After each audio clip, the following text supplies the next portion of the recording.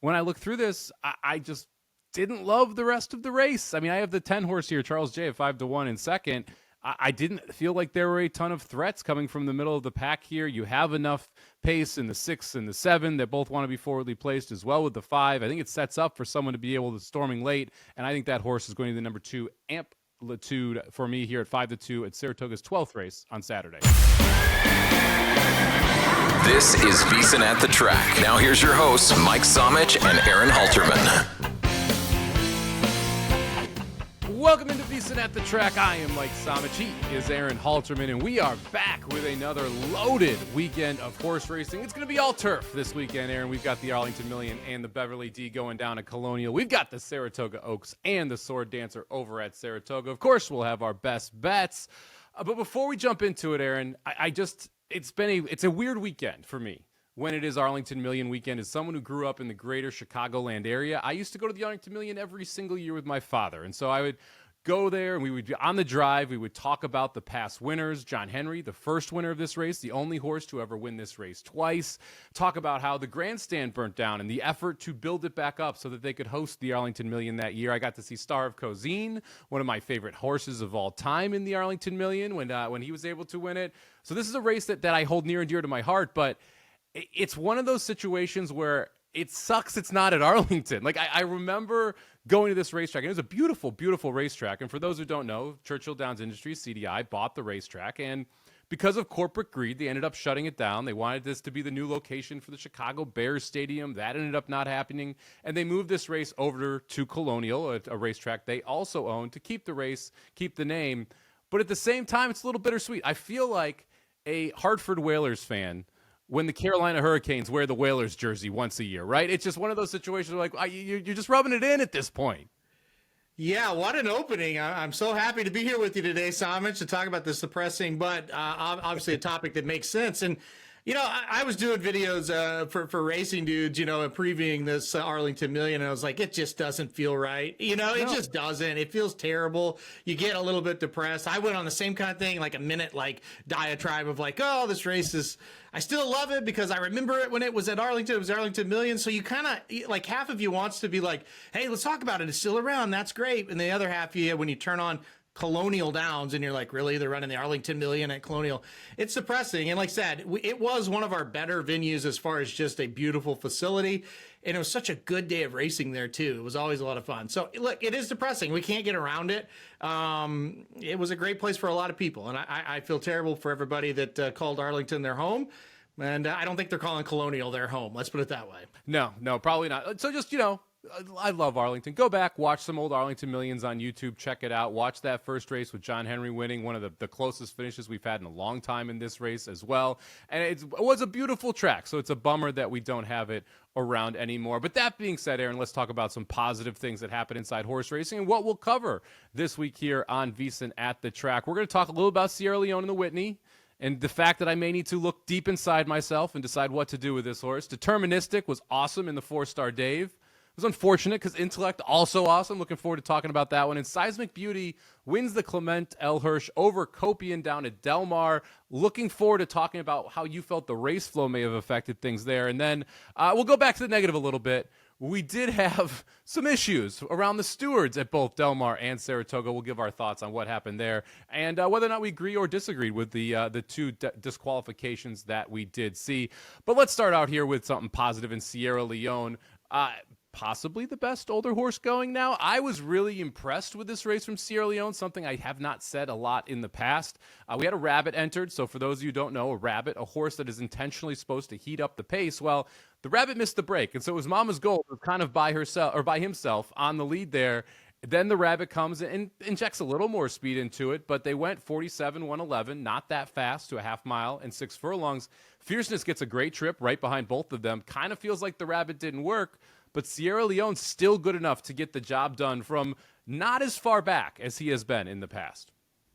Yeah, you text us right when they broke. You said, oh, the rabbit forgot to rabbit. And so for a few seconds, you're like, oh, boy, this ownership group entered a horse to go to the lead, and he's in last. Now they rushed him up, like you said. But again, it really shouldn't have played too much of a factor in it because they went okay speed early, but they weren't blazing or anything like that.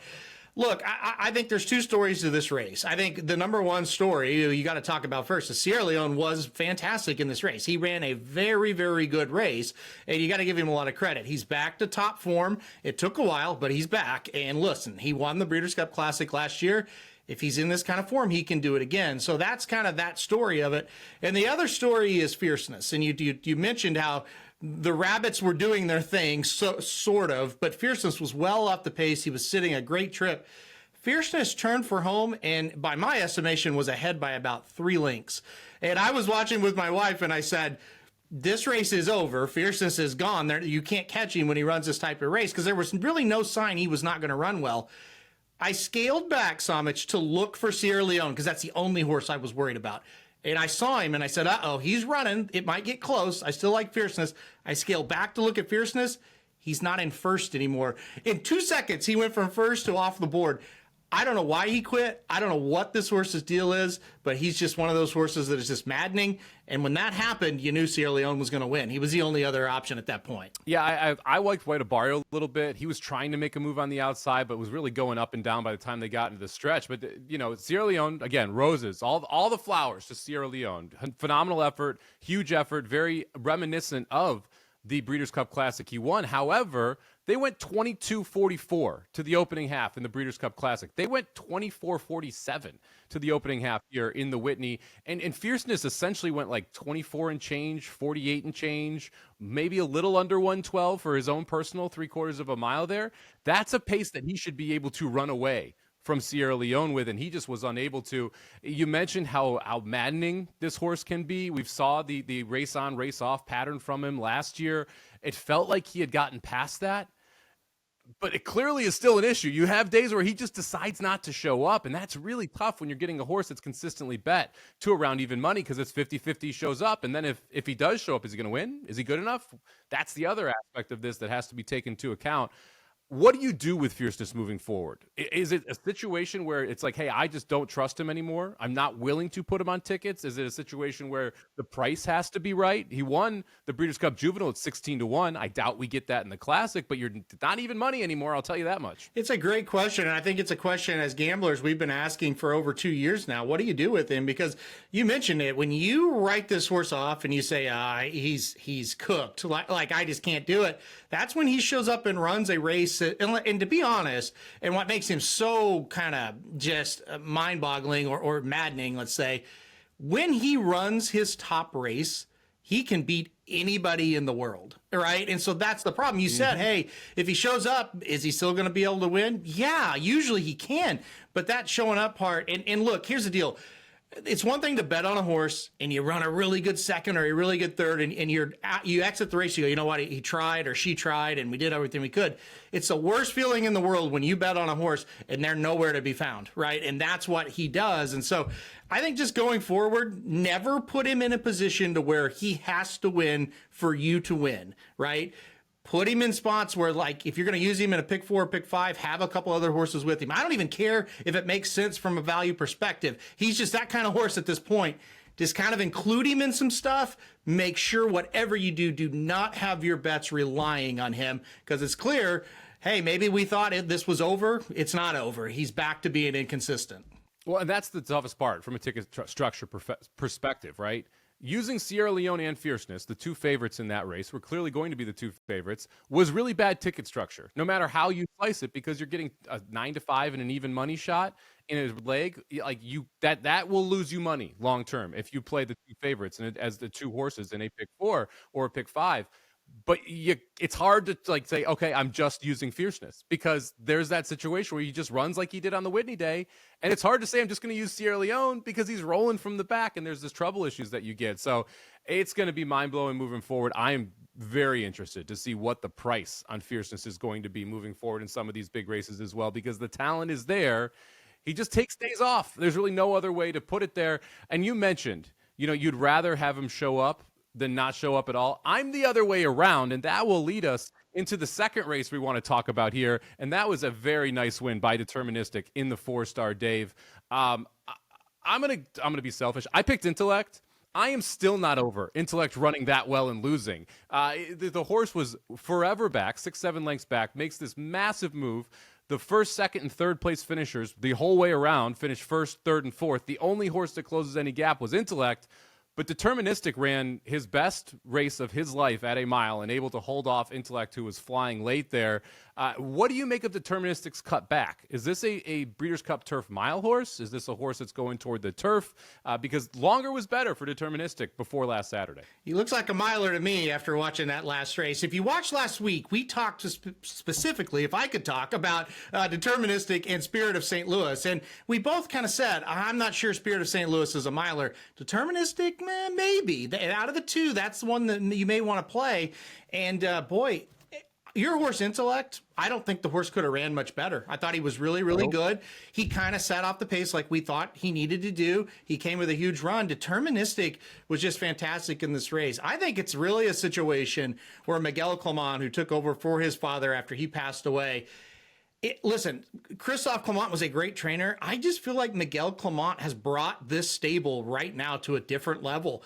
This Deterministic is running just fantastic races, you know, and I know he ran longer and we bragged on that, but I thought this was his best career race right there in the Fourstardave. It's always tough to beat horses when they're going a mile that can sit the kind of trip Deterministic did, which was just off the pace. He wasn't headstrong. He wasn't getting tired. He just sat right close to the pace. And when they asked that horse to run, turning for home, he had plenty of gallop to go and just kind of gallop away from the field. When you think about it, Intellect closed faster than Deterministic getting to the wire, but he spotted Deterministic like 8 lengths, right? Something like that. And it's just like, if you got a horse that can sit that close to the pace and still have run coming for home, they're really tough to beat. So I think Deterministic, I'd leave him right there at a mile. And another reason why we'll talk about here in a little bit on the show to foreshadow, they've got another horse in the Clement barn that we know can go long. So I think they found his spot. Keep him at a mile. Yeah, look, Miguel Clement's been phenomenal at Saratoga. He had not one with a first-time starter. He's gotten that monkey off his back, not one with a first-time starter going long. That monkey came off the back today at Saratoga. So you got to be impressed with what he is doing with his late father's stable and how he has taken it over. I know they always plan for this transition. It's nice to see that plan pan out for that Clement family and what they're doing. Deterministic was awesome. It's tough to lose when your horse runs exactly what you're hoping for. But sometimes you just get beat by a horse that runs better. Unfortunately, we're not also talking about ragtime, or else I'd have to, cry one out here because that was a rough one too last week. But we are going to talk about Seismic Beauty in the Clement L. Hirsch. She's able to go gate to wire, but Copian was rolling late. Copian was a horse that we both love sprinting, that decides to stretch out to this mile and a 16th distance. Not enough to get there. Were you surprised Copian was that far off the pace? And what horse would you take if they ran again going 2 turns? Yeah, great. 2 great questions. First of all, 2 jumps out of the gate, I said the race is over. Seismic Beauty's going to get this done easily. Got out to an early lead all by herself. Nobody around her. Bob Baffert horses, you're not going to beat them when they get that trip. So I didn't hold anything against Copian. Now, to your other question, I was shocked that she was last, right? I thought Copian would sit middle of the pack. And if you watch that race back, to me, with my eyes, it is very clear. If there was any other pace in that race, Copian would have won and would have won easy. If you watch that race, they were trying as hard as they could to get Copian in position, and she was just kind of slowly getting in position. Copian was under a hand ride the entire race.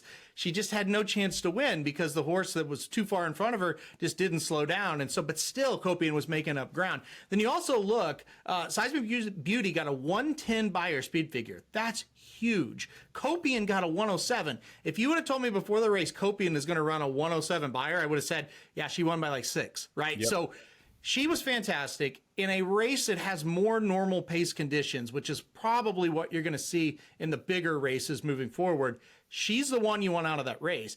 And it's interesting we're going to say that. I'm assuming you're going to say that as well, because they didn't know if they were going to sprint with this horse or route with this horse. After the race, Richard Mandela was like, I'm really confused on what to do because she may have ran one of her better races in defeat there. Yeah, I mean, that is the tough part. This is, I would argue, your best or second best contender for the Filly and Male Breeders' Cup Turf or Breeders' Cup Sprint, 7 furlongs over the main track. probably one of your top 3, depending on what Torpedo Anna does now, for the distaff as well. So they've got decisions to make there in the Mandela barn. And yes, I would take Kopian if we see them go 2 turns again. I think she needs to get involved earlier or get a more honest pace, because honestly, the kick was still there. She just ran out of time when she was trying to chase down Seismic Beauty late. Now, it wasn't all roses and nice things at those tracks over the weekend. And two of the things that, or one thing I should say, that happened at both tracks was disqualifications by the stewards. Before we get into it, I do want to give credit to the Saratoga, the Naira stewards. They at least did a whole segment with Andy Serling. You can see it on YouTube around why they disqualified Zulu Alpha, which will be the first DQ that we talk about. Horse named Luther ends up getting put up for the victory there. The issue was going into the first turn. Zulu Alpha was in the 3 path. There was a horse, Tiz Dashing, in the 2, and then Luther in the 1. And the claim was that Zulu Alpha came in, or the Zulu Kingdom came in and took the path of Tiz Dashing, which caused Tiz Dashing to take the path of Luther. And thus, Zulu Kingdom had to come down. I disagreed with this. I did not think that Zulu Kingdom came in a full path, and I also think Tiz Dashing came in before Zulu Kingdom even started to come in. Now, the arguments from the stewards is that Castellano, who was on the 3, Tiz Dashing, was reacting to Zulu Kingdom's eventual move to come in. But, that's saying that Castellano was forecasting the future to be able to say he knew that Zulu Kingdom was going to come in a path on the turn. What was your thoughts on the DQ? And then I have one more thing that I want to bring up in case you don't. Listen, it's the worst DQ I've seen since following the sport until we got to Sunday. We'll talk about at Del Mar here in a second. But look, I think with this situation, I think it's you've set a very dangerous precedent with this. First of all, it happened on the first turn. So if you're going to disqualify a horse for something that happened on the first turn, it's got to be bad, because a lot of stuff happens on the first turn of horse races. A lot of stuff. So that's number one. And number two, if we're DQing horses because another jockey thought that another horse was coming over and then the horse didn't come over, that's when it's just that's insane. And if you watch any angle you watch of this, there was absolutely no contact of the 7 hitting any other horse in this race at any point. So it was just insane to think that this was going to be a DQ. You talked about Saratoga Live and how the stewards kind of had a meeting. Well, I was watching Saratoga Live as this race was going on and as the DQ was going on, and it's not very often. Everybody on that panel that day totally agreed. There was no DQ. This was crazy. They kept going, what is taking so long? And you could tell they kept getting more worried as it took longer and longer. It's like, wow, they're going to make a change, and that's really disturbing. So it was a horrible call. By the way, Zulu Kingdom is pulling away in the stretch of the race. He wins by 2.5 lengths. So it's just awful. And look, I think as a steward, you have to err on the side of no change as much as possible, because everybody watching the race saw it, knows what happens. If you bet Zulu Kingdom, you have that joy of winning, right? And so you're essentially going to take that joy of winning away from people, not to mention taking money away from people. If you're going to make that decision, you better have solid video evidence that it should have happened. There should be contact somewhere. And when you put that up on the screen, and that's the reason why, that's how you lose customers, because that was terrible. The main issue I had was the precedent, and you mentioned it. Look, that incident happens in the first turn once a day at Saratoga. That incident happened with World Beater, who ended up winning a graded stakes the next day and was not looked at in the first turn at Saratoga. You got to be looking at a lot more. If that is the standard that we're going to set, then you have to be able to say, we're going to set that standard every single day. And the consistency is just not there, because that's the first time I can remember at Saratoga a first turn incident without contact had resulted in a horse coming down. And that, to me, is ridiculous. That stewards also say, well, Luther would have won the race. Rosario's ride on Luther was so awful that we don't know what Luther would have done, because he rode that horse into trouble in the backstretch as well. Had he not done that, maybe Luther would have won the race anyway. So, to me, there was just so much more to this than just the lack of contact. It's the precedent. It's the fact that the 3 was already coming in. It was a terrible takedown. But Del Mar said, you know what, Naira stewards, hold my beer, because I've got a worse one for you. The next day in a stakes race, a California-bred stakes race, we see 2 horses, the 5 and the 7, pinch the 6, who was your post-time favorite, at the gate, right out of the start, and somehow they only took down the 5. This one was mind-blowing to me. First off, like anytime you have a younger horses racing, you're going to have things happen at the start. Secondly, the 6 missed the break. Like the 6 didn't break well at all, and that's why that path was even open for the 5 and the 7 to come in. By the way, the head-on picture shows the 5 and the 7 just banging into each other where the 6 should have been. Yet the 5 who wins the race gets taken down, and the 7 who runs second gets put up for the victory.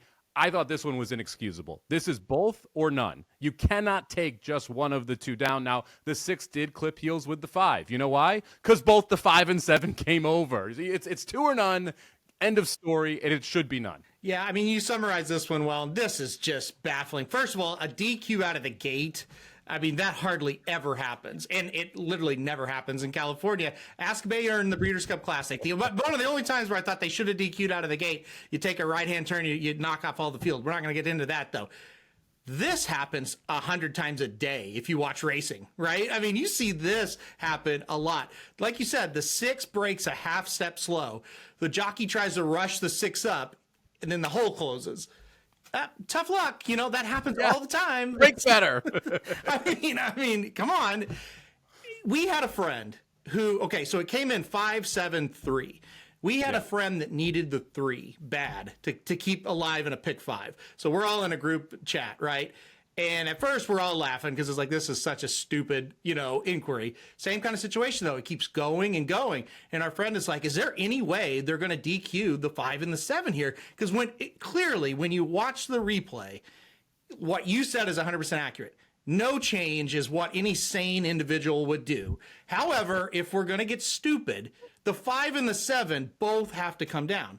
It's either a double DQ or it's nothing, and it should be nothing. I said to our buddy, I can't totally argue it if they take down both the 5 and the 7. It's dumb, but I can at least look at the video, unlike the one at Saratoga, and say, well, they did kind of sandwich this horse a little bit. Now, it was the horse that got sandwiched. It was his fault, but they did do something.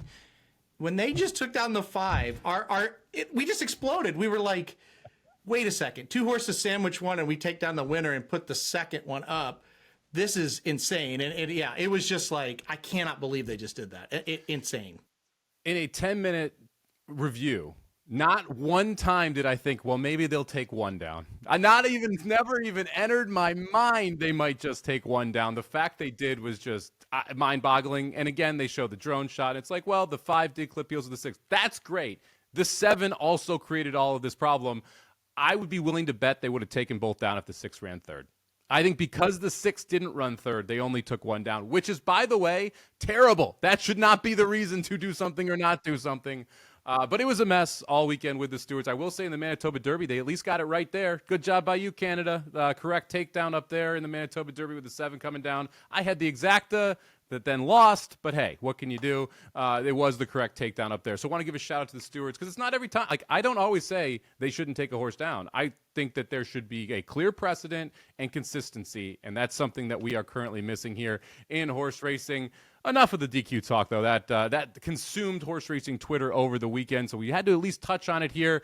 Look, if you want to head over to VSiN.com right now, is your opportunity to become a VSiN Pro for just $9.99. That's right. The VSiN Pro is your edge inside horse racing as well as all other sports, and for just $9.99, you can sign up for your first month at VSiN.com/subscribe. Check out all the subscription options there as well, as you can get, I believe it's a decent discount off the year price as well. Great time to sign up.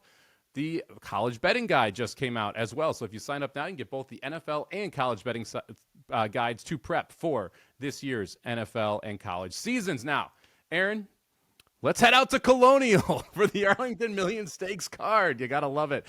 First race that we're going to cover is the Beverly D Stakes Grade 2. This is race number 10 on Colonial's Saturday card. And I thought a really tough race. Be Your Best is going to be your morning line favorite here at 9-5.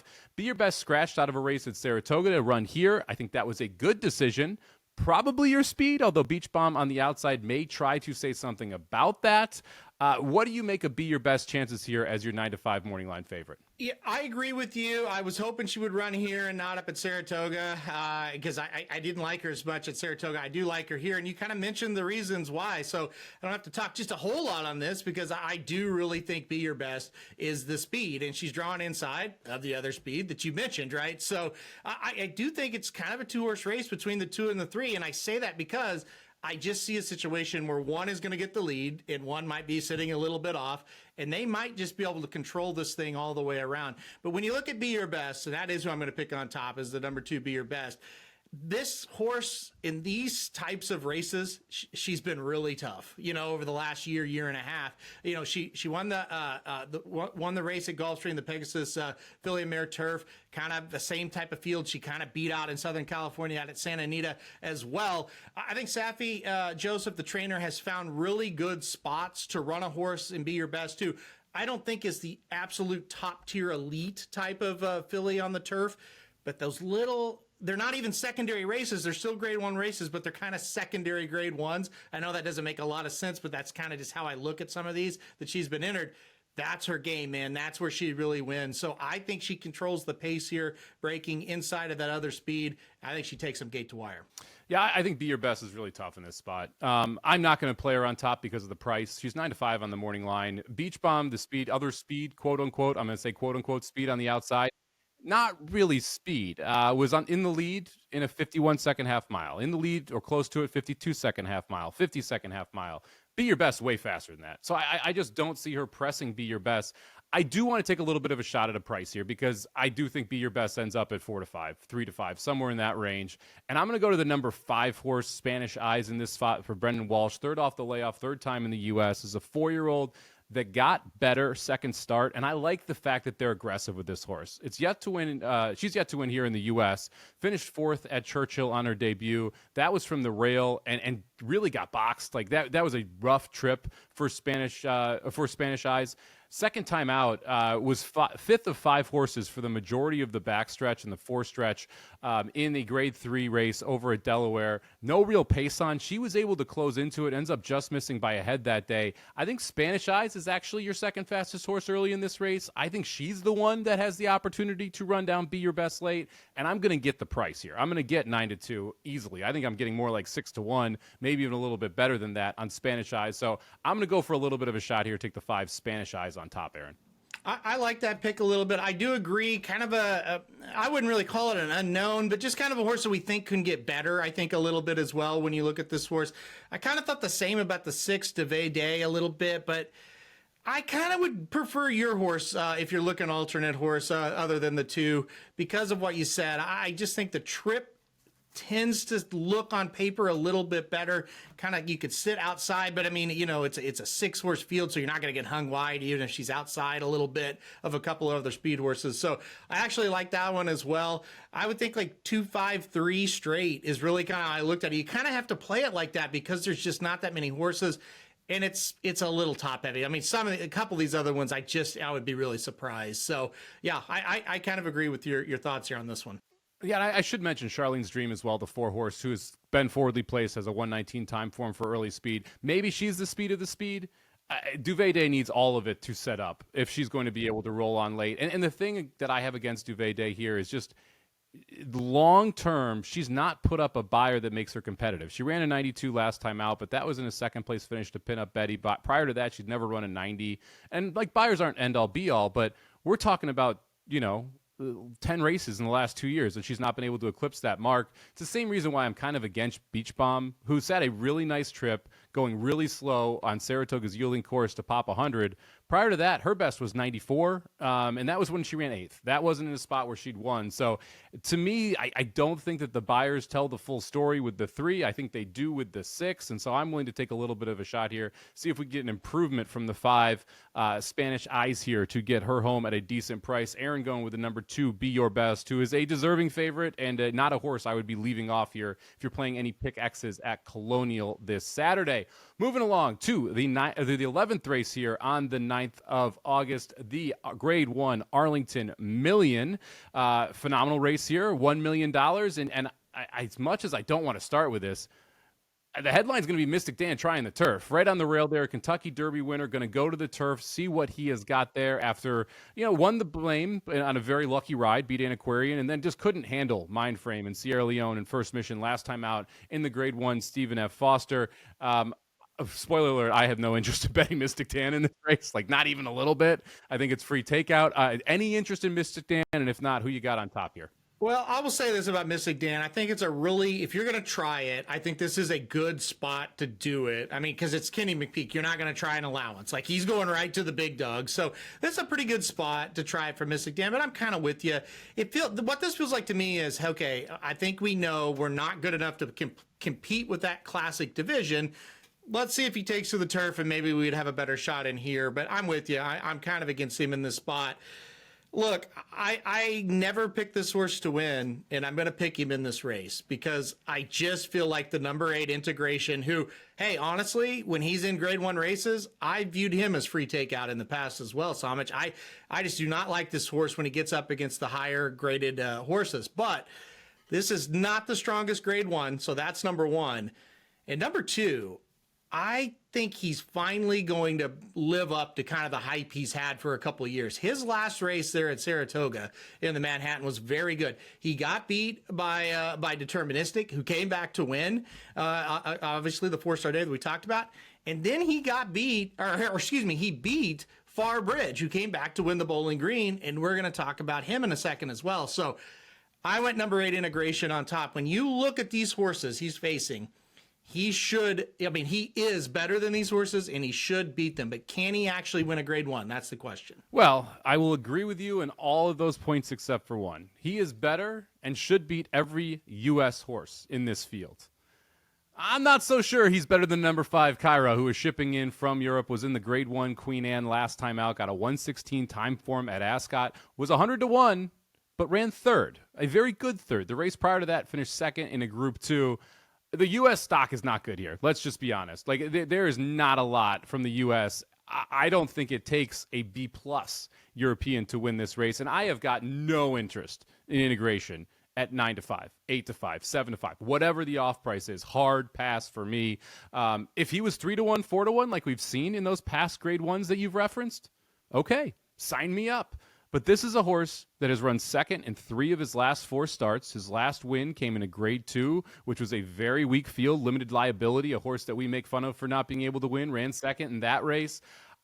I can't at this price. I just can't. And to me, the only real other option is Cairo. I could make a case for Fort Washington. I'd want more than 4-1 on Fort Washington if I went that direction. So this is going to be a single for me. I'm just going to trust the unknown, which is scary sometimes. But the unknown here is a European turfer taking on weaker American turf horses. I think Cairo has a big shot in this race to be able to get the job done. If I get 7-2, I will be running to the windows to put a win bet in here. 21 starts, 3 wins for Cairo. That was my problem. And look, I know he's been running overseas. That's very, very tough compared to, what he's going to face here. It's not that tough of a race compared to what he's been up against. But 3 for 21 kind of made my stomach turn a little bit on Cairo. But look, it's got to be one of the two. I'm with you on that because this feels just not great. I mean, Cairo may be 3 for 21, but I definitely know he's better than Fort Washington. I definitely know he's better than Grand Sonata. So I get it. I mean, I think you had to choose one of the two and go on with it in this spot. Look, I'm not going to be shocked if he wins.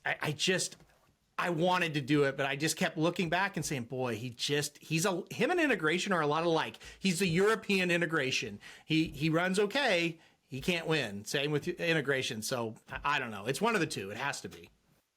Yeah, I mean, I don't fully disagree with you. I'm a little bummed. I will say we'll talk about this horse here in a second. I am a little bummed we're not going to see Nation's Pride in here, who won this last year, would become the first or second horse ever to win it twice, first ever to go back-to-back in the million. But we'll talk about that horse over at Saratoga as the coverage continues here on VSiN at the track. If you're looking to bet these races, make sure you head over to firstbet.com. They've got you covered. Sign up now to access exclusive promotions and bet on hundreds of horse races every single day right from your phone or computer. Visit firstbet.com. That's the number 1, STBET.com, and use promo code VSiN200 to score a 20% rebates on all of your wagers, win or lose, for the first 60 days up to $200. Don't miss out. Start betting today at firstbet.com.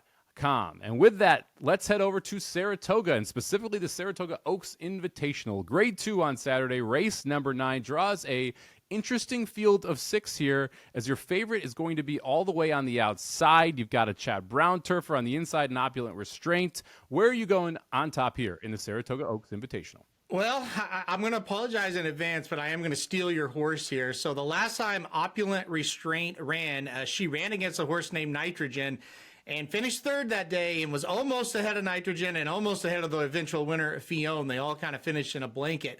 I was super impressed that day. I did not pick Opulent Restraint. Like I said, that was your pick, and then a very good pick at that. Now At we're in a 20 to race 1. where there's only 6 horses. What happened to 20 to 1, Aaron? But Somich, she ran way too good. I know. 6 horses. She looks like she's the speed again. I don't see those good horses. I mean, Laura Lynn's a really good horse. Let me backtrack, right? But I don't think Laura Lynn is Fione or Nitrogen. I think Opulent Restraint is gone here. And if she improves at all from that last race, I think she's got it. So I apologize. I got to steal your horse. Number 1, Opulent Restraint. It was a great pick by you last time. Unfortunately, she did get beat, but ran great. I think she's going to run great and win this one. Yeah, it was nice to at least get a piece of the try there with Fiona and Nitrogen, who are the 2 logicals, and then you get Opulent Restraint at 20 to 1. This is one of the most frustrating parts about horse racing, and why last Saturday frustrated me so much with Intellect. Opulent Restraint showed that 20 to 1 was a ridiculous price. Intellect showed that 9 to 1 last weekend was a ridiculous price, and this is what happens when people see that race on paper. You get 2 to 1 back the next time out. I don't want to play her 2 to 1. But she's going to win, right? Like you said, if we were like anything close to that last race, she is your winner. Laura Lynn on the outside, a good horse at 9 to 5.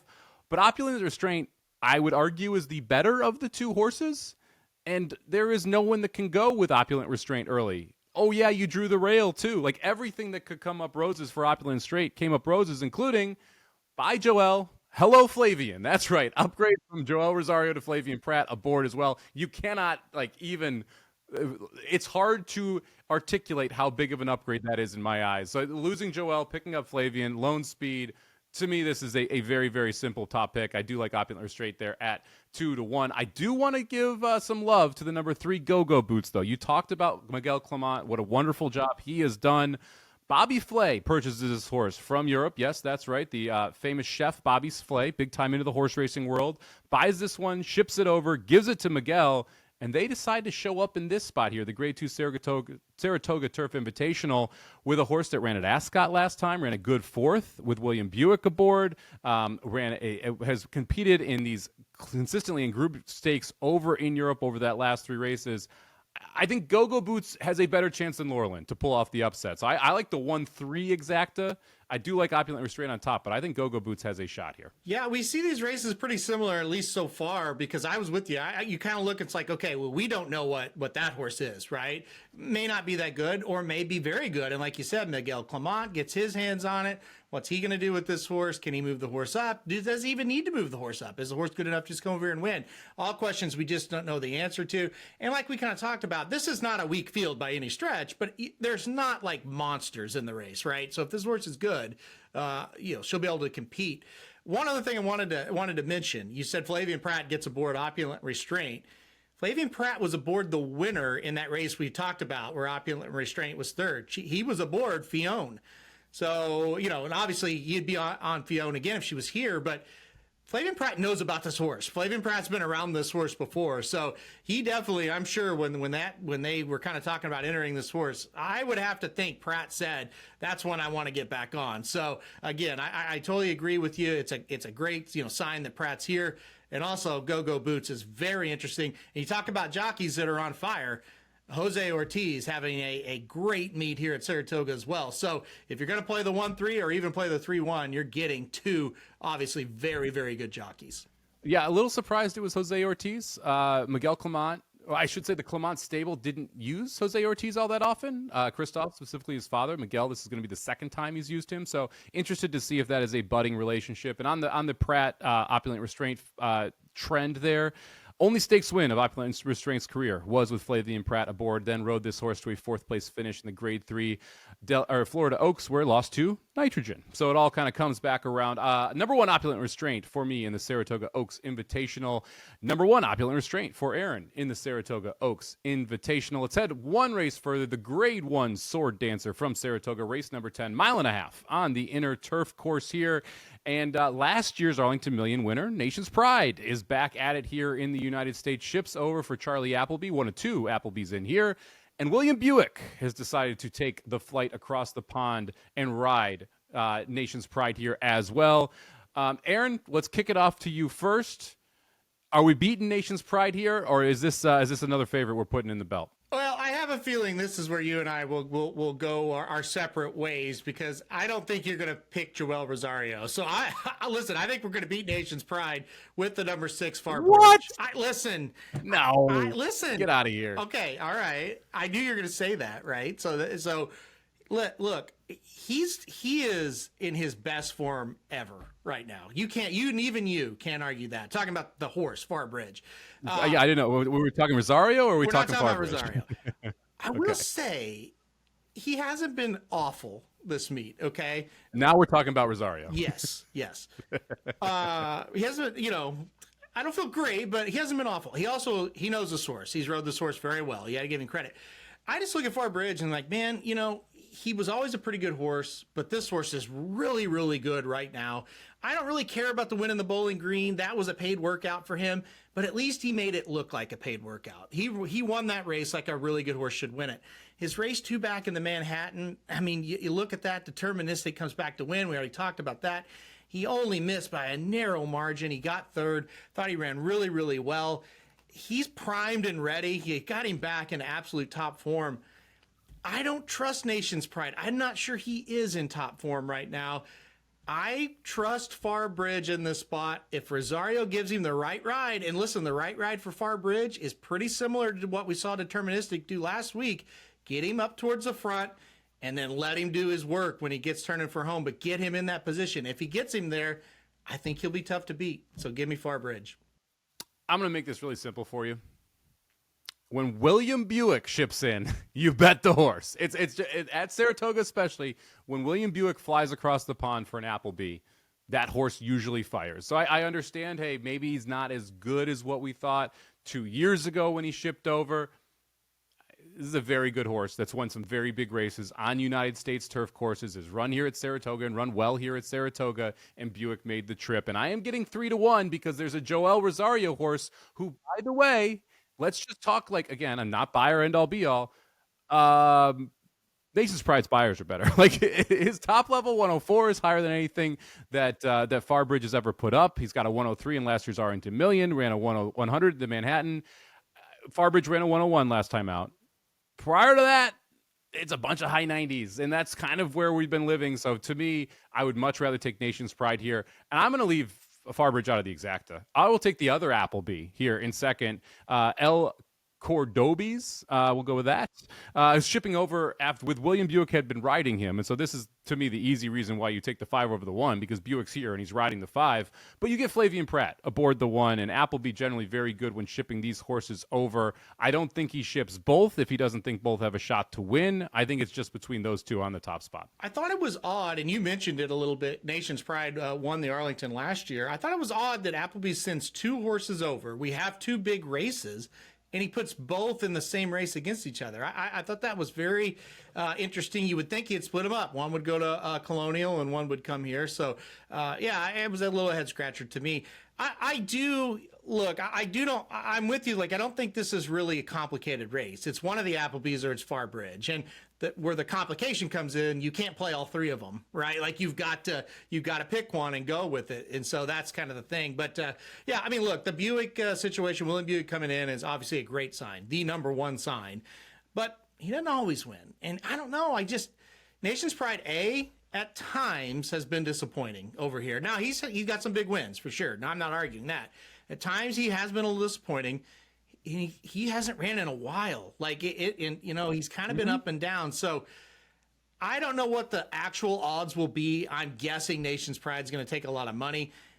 if I get to 1 minute to post and Farbridge is way too low, say he's like 7-5, I might back off of it, right? But I kind of guess that, Nation's Pride's going to be bet pretty hard here. So we'll just kind of see what the odds are.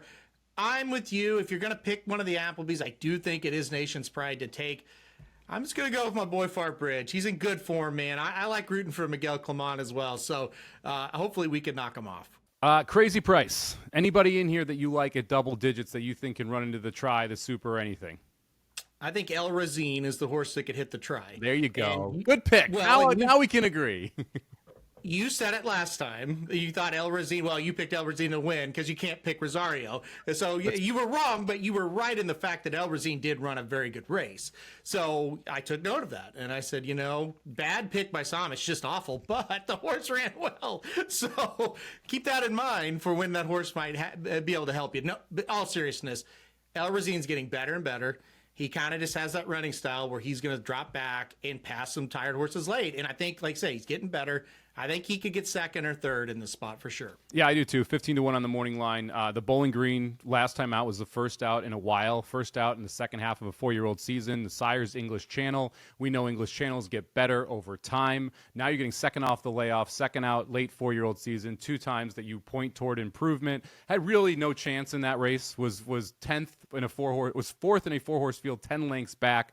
Never really in range of Farbridge that day, but was making up ground late. Did close 3 lengths on Farbridge once Farbridge got the lead. Now was Farbridge all out? Probably not. So we don't really know if that's accurate. But at the same time, it's Pletcher, it's Davis, it's a logical improvement spot. The price is 15-1. I think that you could take a shot here with El Razine in your tries and exactas and maybe get able to juice it up so it's not just Farbridge and the 2 Applebee's if you're trying to find a price there. Now, before we get into our best bets of the day, let's talk about the best trifecta out there. That's the G-Bank trifecta with G-Bank First Bet and VSiN. It's a $500 trifecta. All you need to do is open a G-Bank Visa signature credit card in the first 90 days, deposit and play through $1,000 at First Bet to trigger the $500 trifecta. You'll receive $200 in cash back rewards on your G-Bank Visa signature credit card. First Bet will give you a $100 match deposit bonus, and VSiN will complete the trifecta with a free 6-month VSiN Pro subscription. That's $500 trifecta from G-Bank, First Bet, and VSiN. Head over to vsin.com/Gbank. That's VSIN.com/Gbank. This is a one-time promotion and limited to customers opening a new account in response to this offer and will not apply to requests to convert existing accounts. Apply today. As always, terms and conditions do apply. Now, Aaron, let's head into our best bets segment of the show. As per usual, I will let you kick it off here with your first best bet of the weekend. All right. Yeah, I'm going to go Saturday, Saratoga, race 1 on the card. Going to go back to the number 4, I'm Wide Awake. So, look, this is a horse I believe shows kind of blend together, but I believe not too long ago I had this horse as a best bet, and he got beat, finished 3rd, and I didn't think ran very well that day. Going right back with I'm Wide Awake again in this spot, though, to kick off the card Saturday. Why? Because the horse is absolutely alone on the lead. There's nobody that can really challenge this horse up front. I think I'm Wide Awake gets 2 to 3 lengths ahead of this field, and I just think is good enough to finish the job and get the job done and win the opener. So give me Saratoga on Saturday, race 1, number 4, I'm Wide Awake. I'm not so sure nobody can run early with it. The 1 has speed, the 2 has speed. Now, none of them have the speed that the 4 I'm Wide Awake does. So I do think I'm Wide Awake makes the lead, but I think it sets up beautifully for the 5 horse here to come from off the pace and trust fund. So I like the 5, but I understand the reasoning here behind liking the 4. And I think you actually get a decent price on the 4, considering that I'm Wide Awake gives you 9 to 5 morning line favorite. I think you stay right around there because this is a pretty contentious race. So first best bet of the weekend for Aaron, Saratoga race number 1, the number 4, I'm Wide Awake. My first best bet of the weekend is going to come from race number 7. This is my favorite bet of the weekend. I should say this as well. The number 6 horse depiction here in this race for Cherie DeVoe, coming out of the grade 3 poker where we saw Donegal Momentum win, going gate to wire. Intellect closed up to second. We saw how good Intellect was coming back. This was a terrible trip for Deception. I know that Justin Dew TM'd, trademarked the Trip of Death. I want to give him credit for it. Deception was in that Trip of Death, 2 to 3 wide the entire time, forwardly placed, not where you want to be. And he's going to be mad at me now because it wasn't the full Trip of Death. Trip of Death is when you are in second place on the outside on a turf race going all the way around. But Deception did not save ground on either rail. You go 2 back, faced Intellect and El Resin, a horse we just discussed. Lost to Brilliant Birdie the time before that. Those horses aren't in here. Those are all very good graded stakes turf horses. Now Depiction drops back into the allowance level here. This is a $75,000 N2X allowance. There is pace to chase. Depiction should be able to set her own, or he should be able to set up his own trip here as well if he wants to be a little bit more forward. And oh, by the way, Cherie DeVoe, love betting her. Not as much because she has been overbet a little bit in the recent history here. Goes to Jose Ortiz, her top jockey, for this horse as well. I think Depiction at 3-1, a very, very big-time player in the 7th at Saratoga. Good pick. You're off to a good start. I'm with you on that one as well. Seems very, very logical. Agree with everything you said, but I mean, the biggest thing, if you forget about the trips and everything like this is an easier race. You know, this horse has been facing some good ones, like you said, and I don't think this is like a weak race by any stretch, but based on what this horse has been facing, it's a weak race. So, yeah, I like it. Good one. Hopefully we get 3-1 on Depiction. That's my one concern, is that we end up somewhere in that 9-5-ish range, but hopefully somewhere around 5-2, 3-1 holds up, and we can get another winner home like we did last week with the bet that we talked about loving. Your second best bet, Aaron, headed to Saratoga, race number 4. Yeah, and this is an interesting horse. So I'm going to go Saratoga race number 4. Going to go with the number 4 again, White Palomino in this spot. And if you're like, that name sounds familiar. This horse was running in all the, well, not all, but a lot of the big grade 1 races for 3-year-olds last year on the turf for Chad Brown and just barely missing. When this horse broke the maiden, I was like, wow, this is going to be a really good horse. Look out. And he was, but he just barely got beat a couple of seconds in the Pennine Ridge and then a second, in the Belmont Derby. And it's just like, oh my gosh, it's just heartbreaking losses. Now we're coming back off of a long layoff. So that's the problem. It is a long layoff, but a much easier race, a race to just kind of get this horse started. This was a horse I've been very excited, or I guess I should say was very excited about last year. Knew that horse had a big race out there for him. Now getting back going after a little bit of an injury. I'm super excited. So Saratoga, race 4, the number 4, White Palomino for me. Which one's the best out of the 2, in my opinion? I think it's that one. I'm super excited to see this horse back and running. Yeah, this is, I picked this horse on top more because I didn't like much in this field than anything else. I thought this race actually drew pretty weak for an allowance level race at Saratoga. The 7, Taraj, I think, is one you have to keep an eye on here. Got bet heavily in the stateside debut for Bill Mott. 6-1 on the morning line. We'll see if that ends up happening. Was 3-1 in a 9-horse field that first time out. And this 5, I think, is a little interesting as well. Jurisprudence, something like that. For Chad Brown, IRAD rides. They tried to go on the turf last time, didn't work. Got rained off. Now we're back on the turf. But it seems like White Palomino is a standout here in the 4th race at Saratoga. So I'm not going to try and beat that one, although I don't know if I have as much faith as you that we're going to see the same return effort that we saw last year. Well, I mean, look, I think coming off a layoff is always a little scary.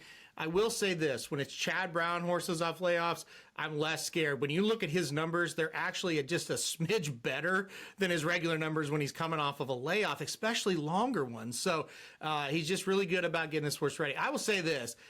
I agree there's a couple sneaky horses in here, but overall it doesn't look to be that tough.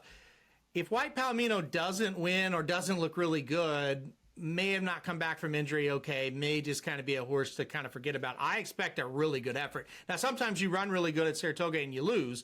That could happen, but I do expect this horse to come back and run huge. Second best bet for me, last race of the day at Saratoga, race number 12. I'm going to go to the 2-horse Amplitude here for Chad Brown, 5-2 on the morning line. Manny Franco gets the ride.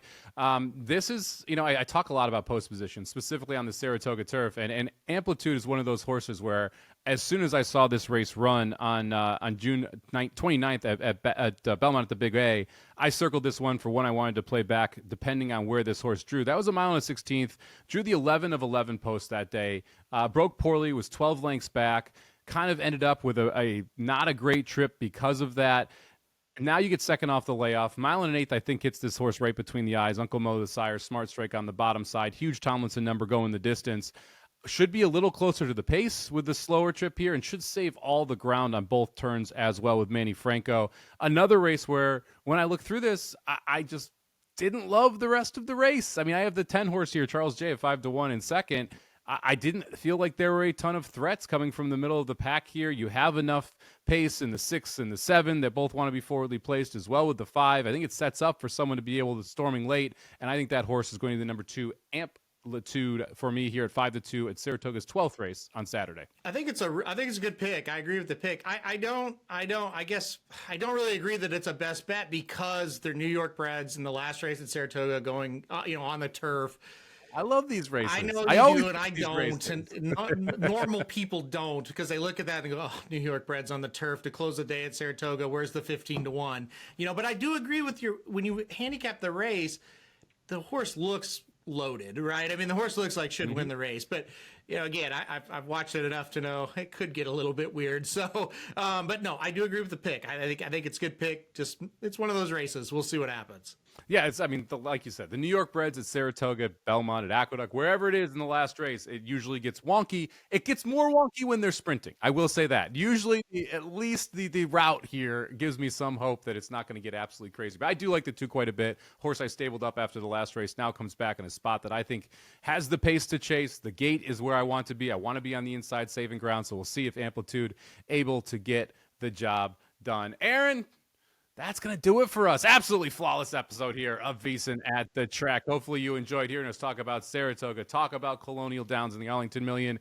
And if you agree with us or disagree with us when you're talking about the DQs, let us know here right underneath the video. You can find us over at VSiN Live on YouTube. You can find us on Apple, Spotify, or wherever you get your podcasts. Make sure to rate, review, and download 5 stars only for those ratings, please.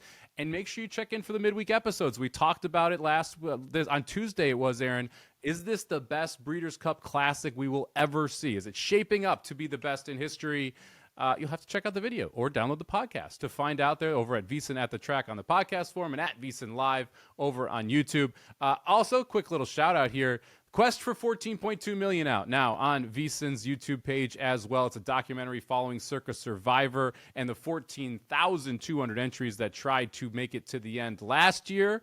My co-host on Ready, Set, Bet, Matt Brown, and I host for parts of it. So make sure you check that out as well. I watched the 3rd episode today where unfortunately I got knocked out and I relived all of the horror. Are you going to play Survivor this year, Aaron?